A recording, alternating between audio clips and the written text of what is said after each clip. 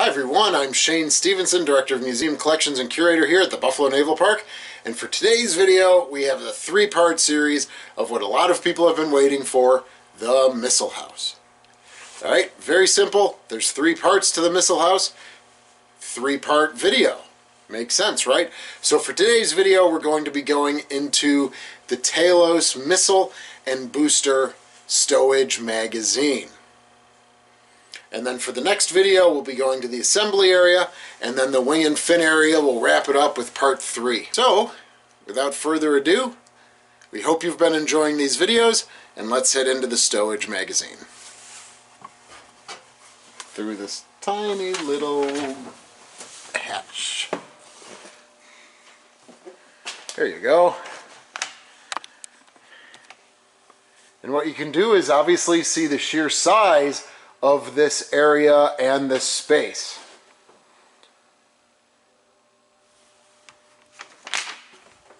Now, the Missile House was the most drastic change from the Cleveland class cruiser conversion into the Galveston class in 1957 to 1960. All right, there were a lot of changes, but of course, again, the aft superstructure was all for the Talos missile system and the fire control systems. And so that added a lot of weight to an already top-heavy class of cruisers. The Missile House was contained within a 1.5-inch armor-plated steel. All right, and that's where a lot of the weight comes from. So for the first part is, how do the missiles actually get into the Missile House itself?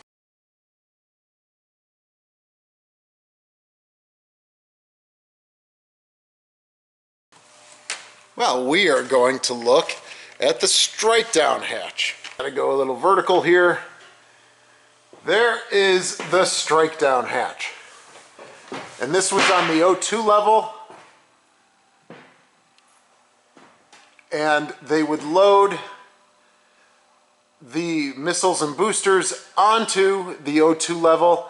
This hatch would open, and they would be lowered into what's called the Strikedown elevator, which is this yellow assembly you see here. From here, the overhead crane would be able to pick them up and put them into their respective bays. So if you're seeing this hatch in front of me here, this is on the aft, the forward part of the aft superstructure, and this would have been just an easy service area if, as you can see, it's along the transfer rail here. All right, so if anything happened and they needed to move a missile or a booster or two to the main deck, there's the hatch to do so. So for starboard and port, they each had 5 bays. This bay would have been for the boosters. That's a nice shot. And now moving aft, these bays would have been for the missiles themselves.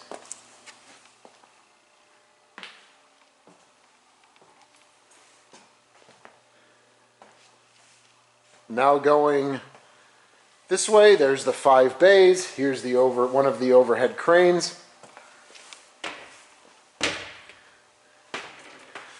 Here on port is the other overhead crane and the 5 storage bays here.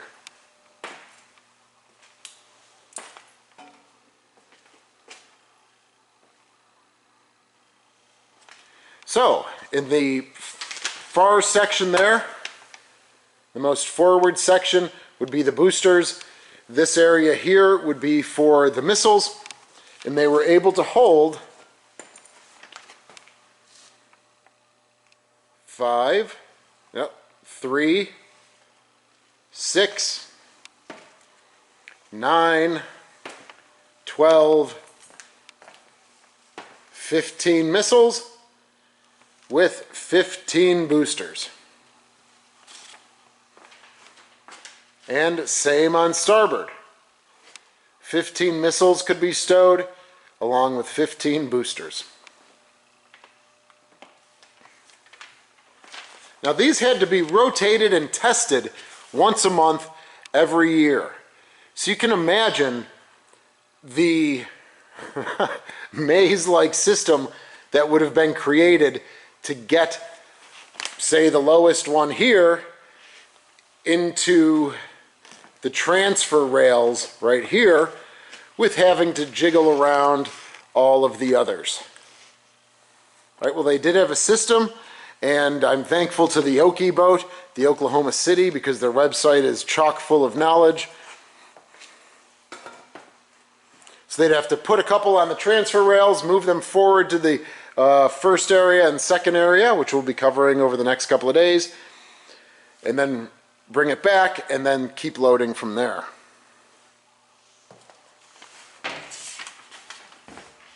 As you can see, there's a lot of hydraulic fluid on the decking here.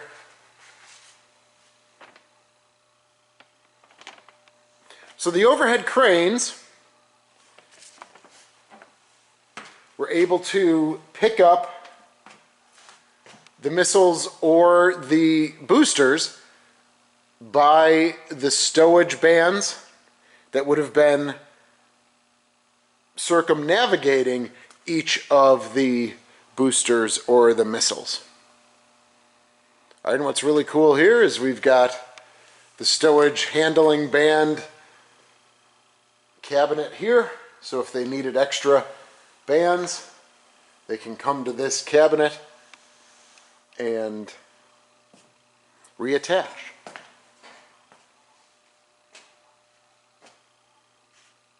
So when these boosters and these missiles were in the house,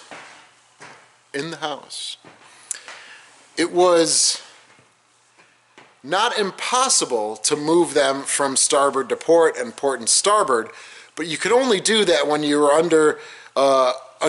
underway replenishment or in a port. Because behind me here, there would have been what's called, right there, a grasshopper. All right, and that was able to then pick up missiles and boosters from one side, port, and move them to starboard, or vice versa. But they could not do that under normal circumstances when they were underway.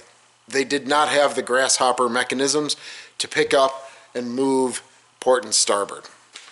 So when I was wandering around, just checking things out, I said to myself, well, where are the controls for these overhead cranes?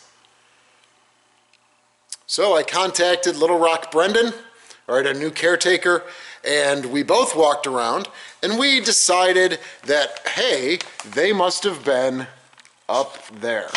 And so we got out a ladder, Brendan climbed up there, and you'll see what he saw through those photographs.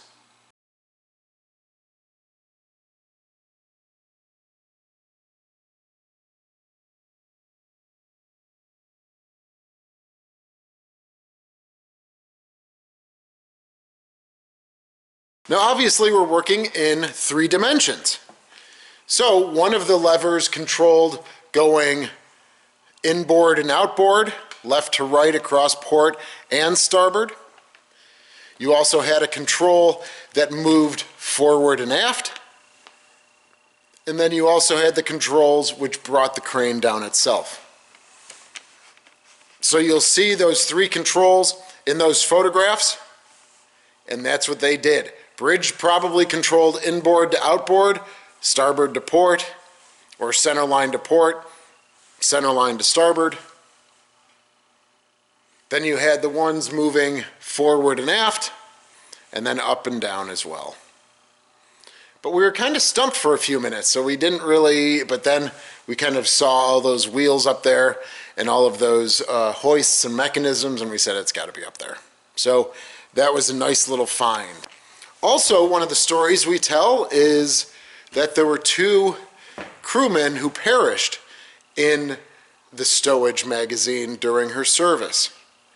Unfortunately, one of those stowage bands broke and crushed a seaman. And the other is a more unfortunate incident. Well, they're both unfortunate, but a little more gruesome, where a hydraulic line broke and punctured his chest, and you can imagine what happened from there. So we'd like to honor those two guys and remember them by telling their stories of their fate here in the Stowage Magazine aboard USS Little Rock. But we are also proud to say that the Bethlehem Steel Corporation, just about 4 miles south of where the Little Rock is docked, made the I-beams for the overhead crane. And so if we take a look,